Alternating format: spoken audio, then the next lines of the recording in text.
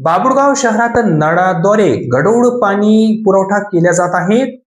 पावसाळ्याच्या सुरुवातीलाच बाभुळगाव शहराला नगरपंचायतीच्या भोंगळ कारभारामुळे गढूळ आणि दुर्गंधीयुक्त पाण्याचा सामना करावा लागत आहे.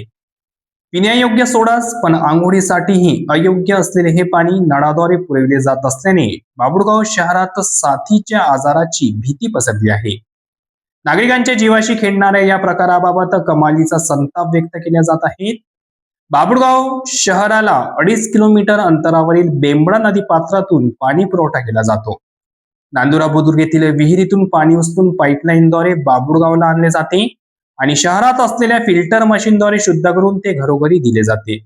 मात्र पावसाच्या पहिल्याच सरी कोसळता नळाद्वारे चक्क गढूळ पाणी येत आहे. फिल्टर मशीन असून सुद्धा हे पाणी अशुद्ध कसे, असा संतप्त प्रश्न नागरिकांनी उपस्थित केला आहे.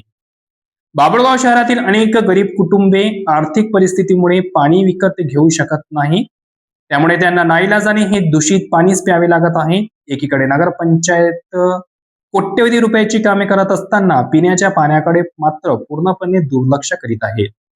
1 कोटीचा ऑक्सिजन पार्क उभारण्यापेक्षा पिण्याच्या स्वच्छ पाण्याकडे लक्ष देणे गरजेचे आहे, कारण जगलो तरच ऑक्सिजन पार्कचा आनंद घेता येईल, अशा शब्दात नागरिकांनी आपल्या संताप व्यक्त केलेला आहे.